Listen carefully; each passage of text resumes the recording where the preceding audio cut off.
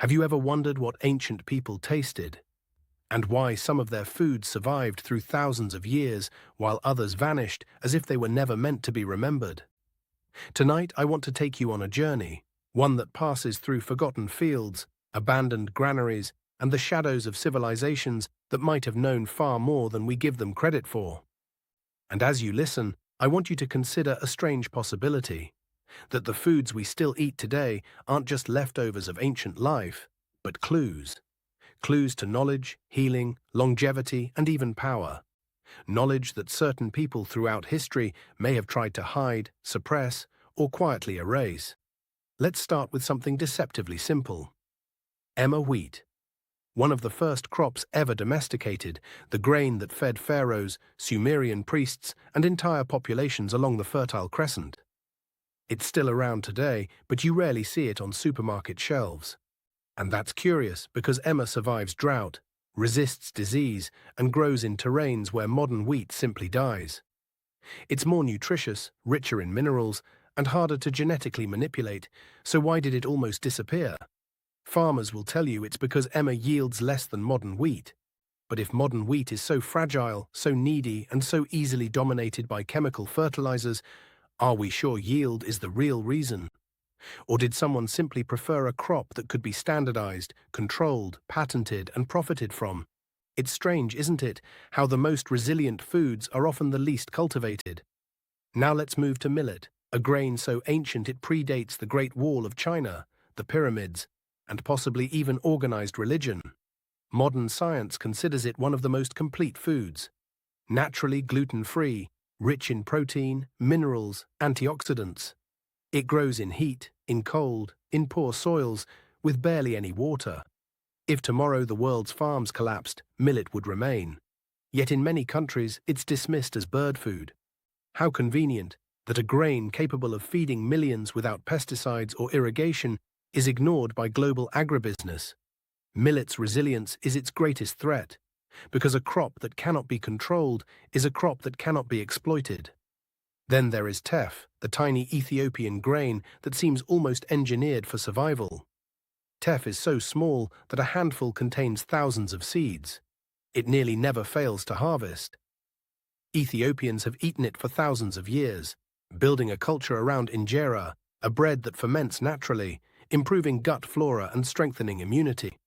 And while teff has been growing wild and abundant in East Africa forever, attempts to commercialize it elsewhere often fail. Some say it's the soil or the altitude, but locals whisper something else. That teff grows strongest where the roots remember ancestral footsteps. A poetic myth, maybe. Or perhaps the grain interacts with microbiomes in ways we still don't understand. After all, ancient farmers did not separate agriculture from spiritual belief. To them, a crop was not just food. It was a bond with the land, a covenant, something alive, something aware. Let me take you further back, to amaranth, the sacred grain of the Aztecs. They believed it held life force, that it strengthened warriors, heightened perception, and nourished the mind. The Spanish banned it after conquest, outlawed it, burned fields of it, punished anyone who tried to grow it. They claimed it was used in pagan ceremonies. But think carefully, why would an empire fear a simple grain?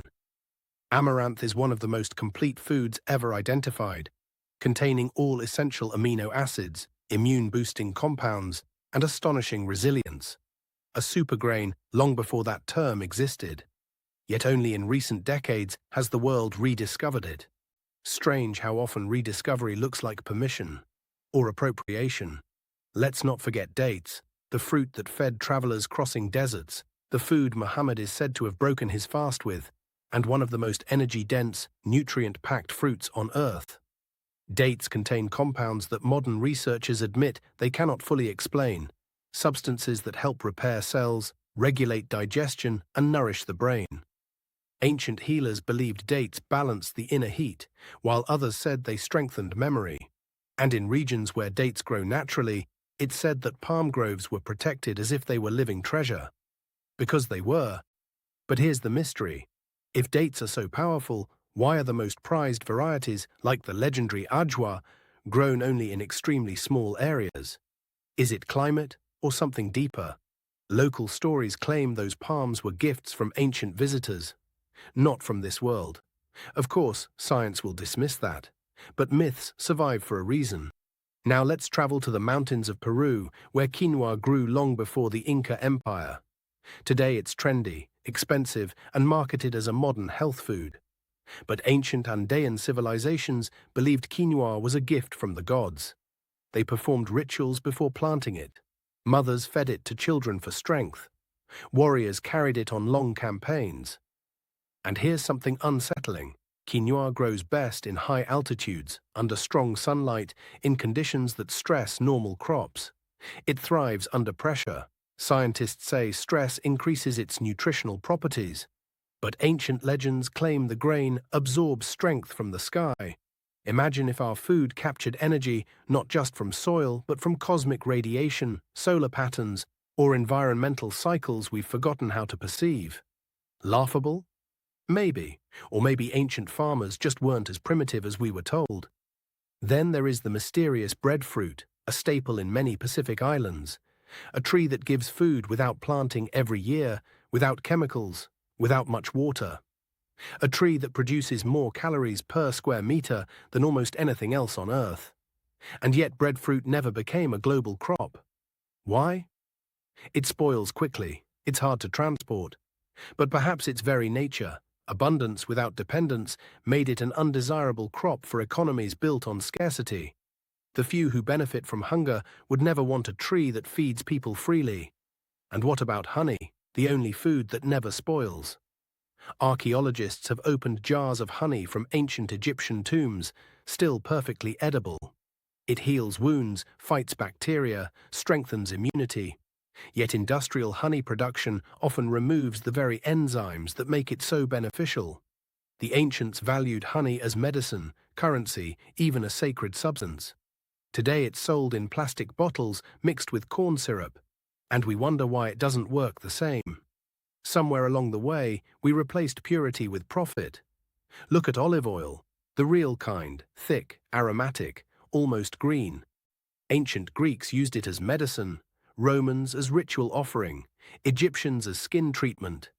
Yet modern olive oil is often diluted, refined, heated, stripped of antioxidants.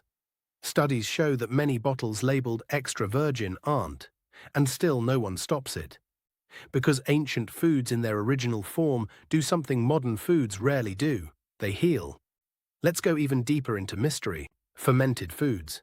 Kimchi, kefir, miso, ancient beer, and even garum, the Roman fermented fish sauce, considered more valuable than gold. Why did every ancient culture ferment foods? They didn't know about probiotics. They didn't know about microbiomes. Or did they? Because modern science is now discovering something extraordinary. That fermented foods communicate with the brain through the gut. They influence mood, memory, stress levels, decision-making. If you control someone's gut, you influence how they think. Could that be why many natural fermentation traditions were replaced with sterilized industrial alternatives? A population disconnected from its microbiome is easier to control. And that is a chilling thought. There are also ancient foods that appear almost supernatural. Black garlic, created by aging garlic for weeks, becomes something new, sweet, powerful, full of compounds that don't exist in regular garlic. Ancient Koreans believed it granted longevity, strength, and spiritual clarity. Today it's a gourmet item, priced beyond the reach of many. Once again, the most healing foods become the least accessible. And finally, we reach the food that ties all mysteries together: seaweed.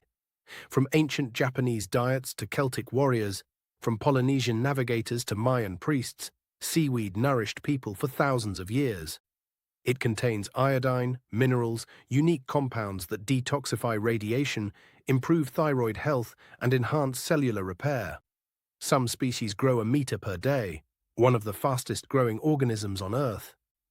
And yet, how many Western countries eat seaweed regularly? Almost none. And only recently has the world awakened to its potential. But ancient legends say something different. That seaweed isn't just a food, but a message from the ocean, a reminder that life began in the sea. And perhaps the key to our future lies there too. So here's the real question. Why do foods that require chemicals, irrigation, and fragile conditions dominate the world, while ancient crops that survive anything are dismissed as primitive? Why are we encouraged to consume products engineered in labs, but not foods perfected by millennia of human experience? Why do so many ancient foods connect to longevity, strength, fertility, clarity of mind? Yet modern diets seem designed to make us tired, dependent, easy to influence. And maybe, just maybe, that's why some of these foods were forgotten, and why rediscovering them today feels like awakening something long asleep. Because ancient foods don't just feed the body, they feed the truth.